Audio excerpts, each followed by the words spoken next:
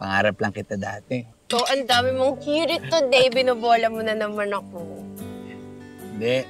Sobrang saya ko lang talaga today dahil solong-solo natin ang isa't isa ngayong araw na to.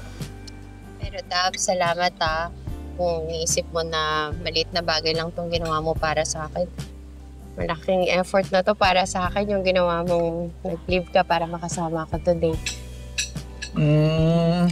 Alam mo, gagawin ko lahat para sa akin. Love na.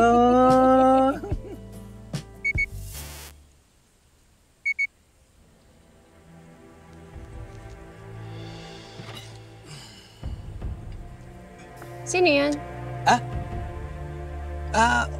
Wala. Sino nga yan? Ba't tayo mo sabihin sa akin? Wala yun. Online shopping notification. Talaga?